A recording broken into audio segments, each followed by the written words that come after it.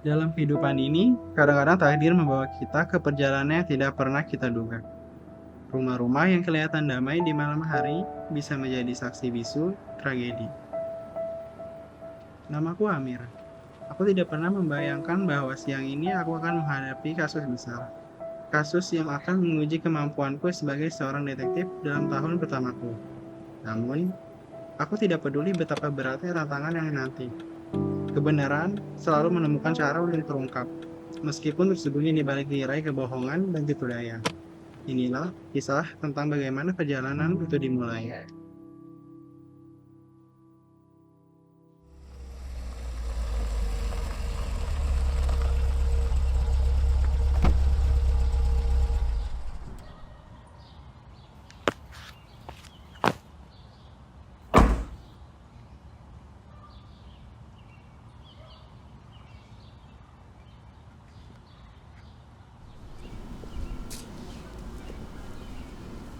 Gimana Mir untuk kasus pertamamu ini? Insya Allah siapa? Jadi ini rumah Pak Ali. Dia kepala kepolisian di kantor kita. Telah terjadi pembunuhan dan istrinya beliau adalah korbannya. Seperti itu ya Pak.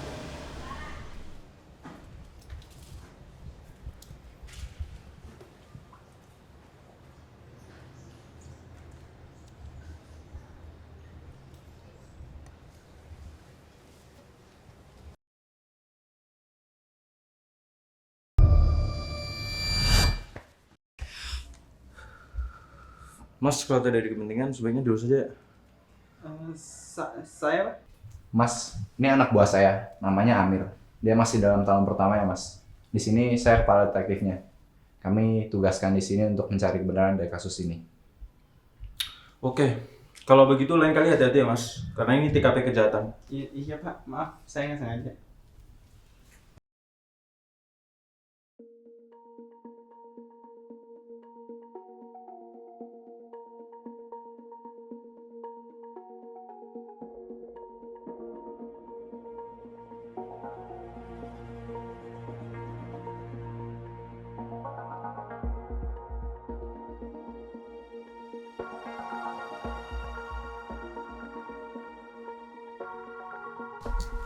Kapan kejadian ini terjadi?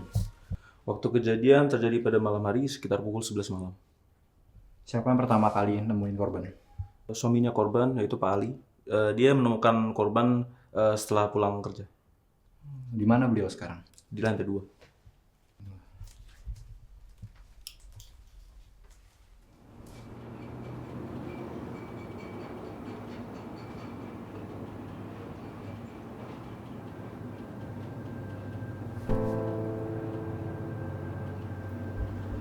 Pak Ali. Saya turut berduka cita pas kepergian istri Bapak.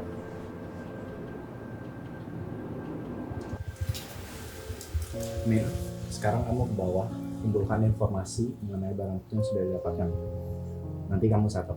Ya, saya periksa korban dulu. Oke?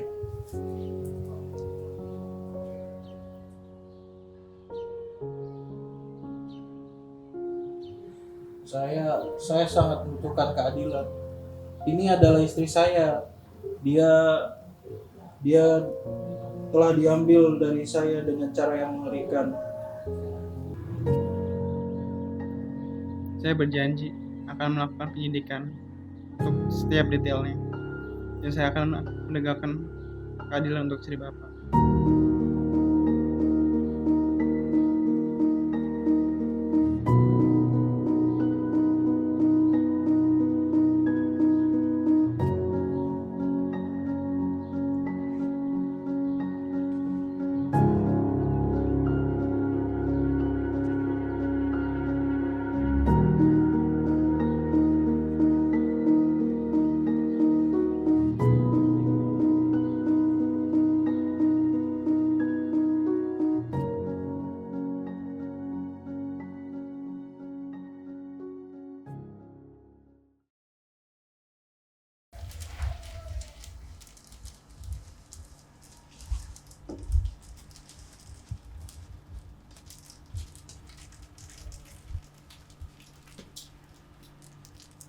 Barang bukti apa saja yang sudah terkumpul? Sejauh ini berupa robekan kertas dan juga robekan lain. Gimana Mir? Informasi apa aja yang kamu dapatkan? Apakah ada saksi mata yang melihat atau mendengar sesuatu yang mencurigakan? Baik Pak, dari informasi yang saya dapat, sayangnya mereka mengatakan bahwa tidak ada saksi mata yang melihat kejadian itu. Kalau kondisi tubuh korban saat ditemukan tadi bagaimana Mas? Jadi kami menemukan korban dengan luka tusuk di dada dan juga pisau yang masih berada di tangan korban. Mungkin menunjukkan bahwa pisau tersebut digunakan sebagai senjata untuk melakukan tindakan kekerasan. Oke, kita sudah dapat gambaran kasusnya. Biasanya hal ini menurut pengalaman saya bertahun-tahun ini dianggap sebagai bunuh diri. Kita nggak perlu dipusingkan dengan detail-detail yang tidak terlalu penting. Maaf Pak, bukannya kalau udah kasus seperti ini harus kita buka kasus ini ke lingkup yang lebih luas? Enggak, menurut pengalaman saya puluhan tahun, kasus ini adalah bunuh diri. Tetapi Pak Surya, bukankah dalam kasus bunuh diri ini luka yang didapatkan itu biasanya sayatan di bagian urat nadi, bukan di bagian dada? Apalagi dari data dan research saya yang saya baca, tahun 2022 sampai tahun 2023 hanya 0,4% kasus bunuh diri menggunakan pisau. Sisanya dari lompat dari ketinggian dan gantung diri. Bukan begitu, Pak? Amir, saya mengerti ini tahun pertama kamu dalam bekerja. Tapi percaya saja sama saya sudah punya reputasi yang teruji. Luka di dada ini bisa saja disebabkan oleh tindakan putus asa dalam bunuh diri. Dari pengalaman saya puluhan tahun, kamu nggak bakal percaya apa yang orang bisa lakukan saat putus asa. Lagi pula, bukti-buktinya sudah banyak. Malam ini kita kirim buktinya ke forensik. Hari ini saya buatkan laporannya ya. Sudah, kamu percayakan saja sama saya. Mendingan kamu ambilin rokok saya di mobil.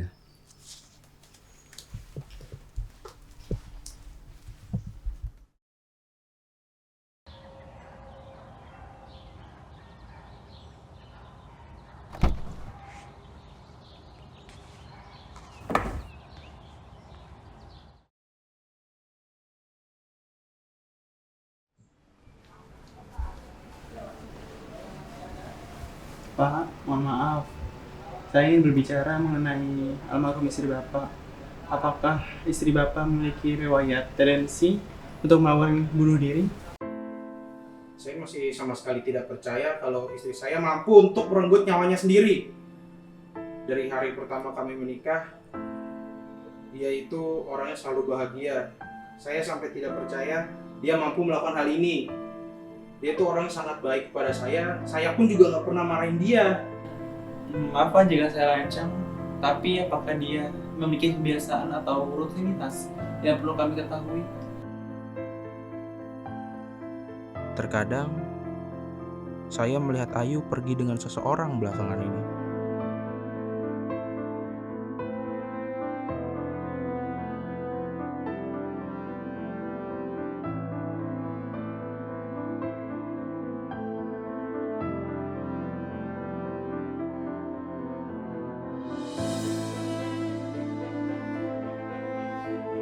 Akhir-akhir ini, aku sering lihat Ayu asyik bertukar pesan dengan orang lain.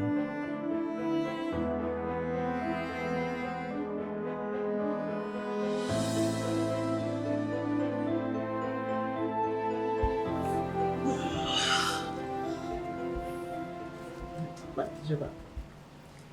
Jadi Pak, terima kasih banyak atas apa yang telah Bapak berikan kesaksiannya.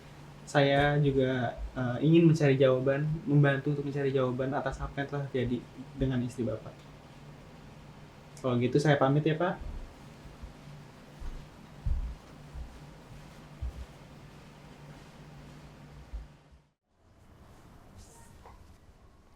Ya Pak, maaf boleh saya melihat barang bukti potongan kain ya?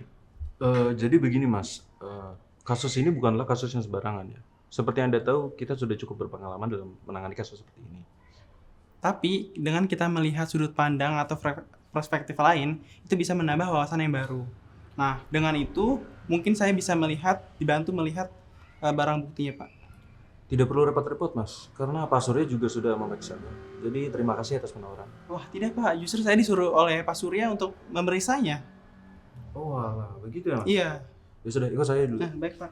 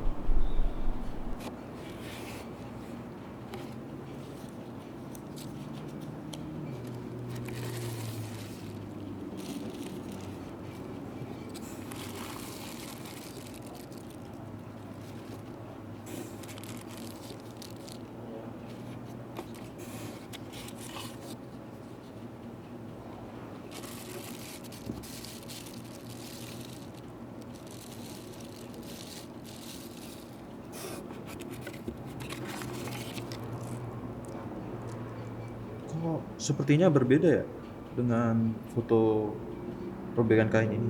Berbeda. Berbeda bagaimana Pak?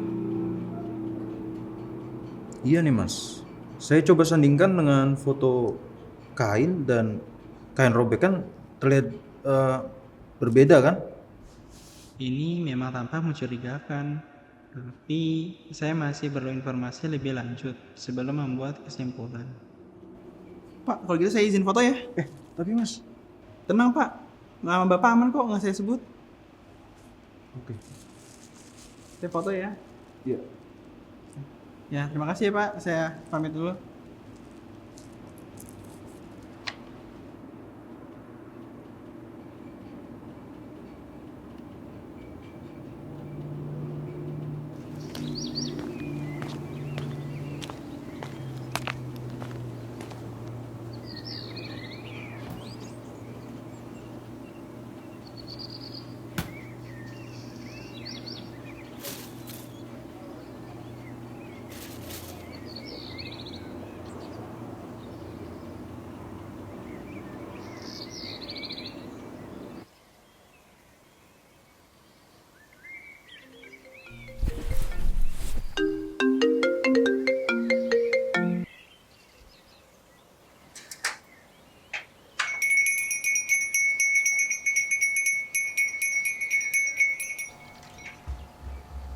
Oh iya Pak, bentar ya Pak. Bentar Pak. Ya Pak, bentar Pak. Ya Pak. Bentar Pak. Ada apa ya Pak? Saya Amir dari kepolisian. Maaf jika mengganggu waktunya. Boleh saya berbicara dengan Bapak? Oh boleh Pak, silakan. Ya Pak, boleh Pak. Masuknya Pak. Oh ya Pak, agak berantakan. Ya, no. Duduk Pak, sekarang Pak. Aduh. Nanti Pak, saya Budi Pak. Jadi ada apa Pak? Bapak dari datang ke sini Pak. Baik Pak, saya kesini untuk melakukan penyelidikan dari kasus Ibu Ayu, tetangga Bapak. Jadi gitu ya Pak. Sebenarnya Pak, saya juga masih nggak percaya sih Pak dengan kejadian ini. Padahal menurut saya ya, Ibu Ayu itu dia adalah tetangga yang baik Pak. Sangat sayang sekali sih Pak. Saya kesini dengan tujuan untuk melihat rekaman CCTV dari tempat kejadian perkara. Oh boleh Pak. Sebentar ya, saya ambilin laptop dulu sebentar ya. Oke.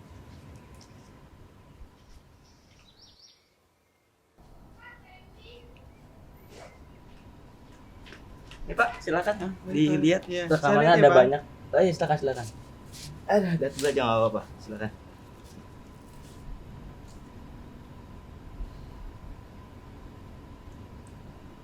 Nah, ini nih Pak. Ini dia rekaman pas malam kejadian Pak. Oh, seperti itu ya. Iya Pak.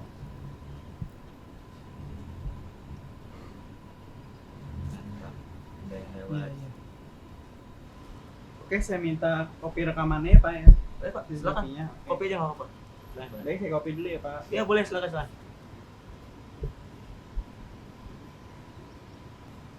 Ya, sudah Pak. Sudah. Terima kasih ya Yuk. Pak. Sama-sama Pak.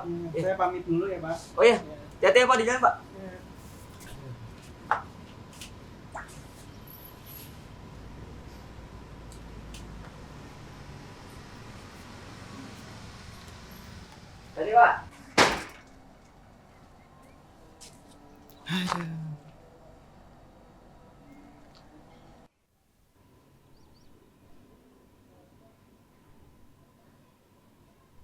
Duh, ada Pak Surya lagi.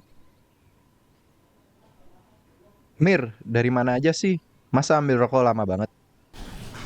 Maaf Pak, saya bisa di kamar mandi kebelet.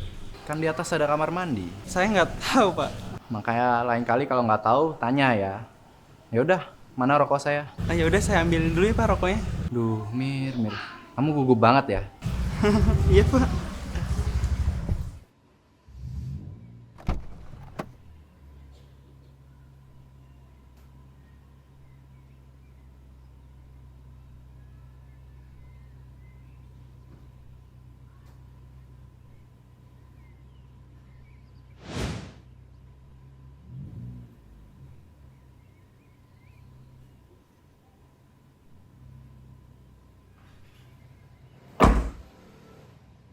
Ini ya Pak rokoknya.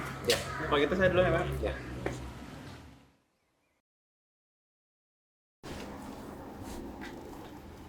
Iya Pak, mohon maaf. Jadi kan Bapak tinggal di sini ya. Jadi gini, kalau saya perlihatkan rekaman CCTV, kira-kira ada yang kenal nggak Pak?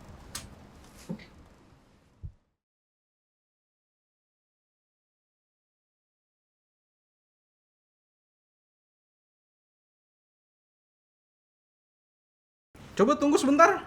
Ini bukannya...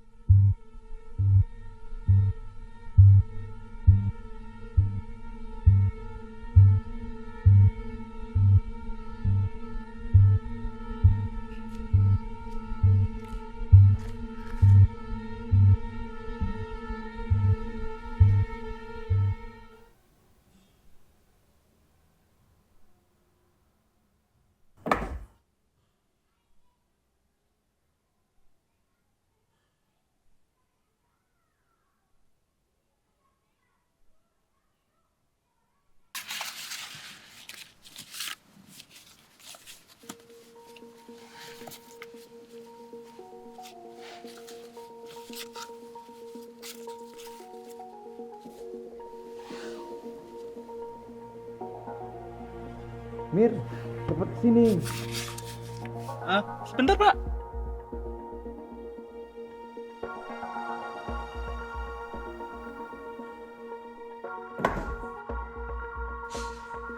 Dari mana aja sih kamu, Mir? Yang lain udah pada nungguin nih.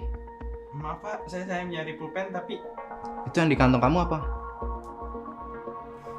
Oke, sudah. Nanti bukti-buktinya kirim ke forensik ya. Saya mau pulang istirahat dulu. tunggu dulu Pak. Apalagi sih, Mir? Kasus ini udah selesai. Mendingan kamu pulang, biar saya yang buat laporannya. Jadi gini Pak, saya ingin menunjukkan barang bukti yang menunjukkan bahwa kasus yang kita tangani ini bukanlah kasus bunuh diri Pak. Barang bukti apa lagi sih, Mir? Semuanya sudah ketemu. Saya ada bukti CCTV dan kertas. Itu CCTV dari mana? Kamu dapat dari mana? Emang dalam CCTV itu ada apa? Nggak ada apa-apa kan? Ini Pak, itu pada detik ke-20 ada yang Bapak kenal. Seorang pria menggunakan topi hitam dan baju serba hitam mengendarai motor. Emang ada siapa di situ? Ini Bapak kenal, jaket yang Bapak kenakan yang ada di mobil. Saya. Emang kamu tahu itu jaket saya? Itu memang jaket yang biasa kamu pakai kan, Sur?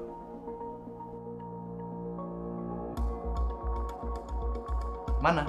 Emang ada jaketnya?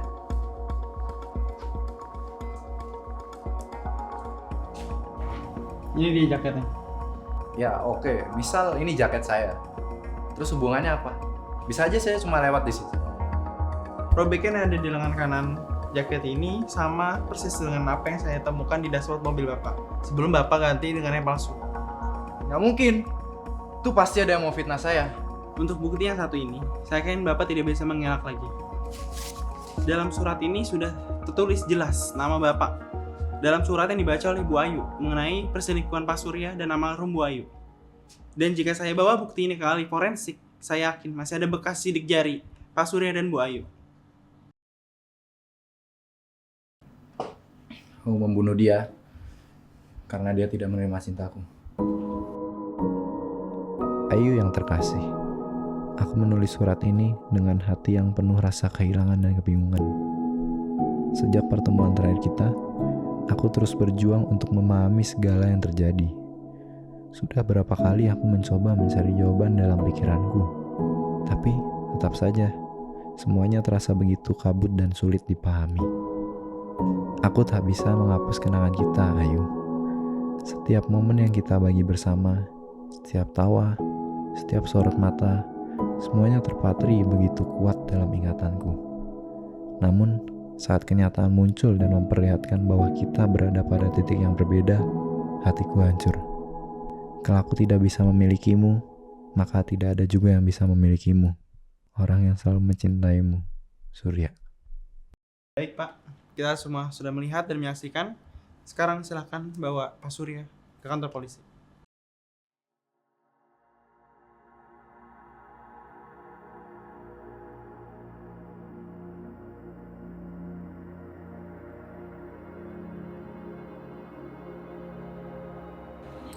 Akhirnya, kebenaran terkeluar dari balik tirai kebohongan dan tipu daya.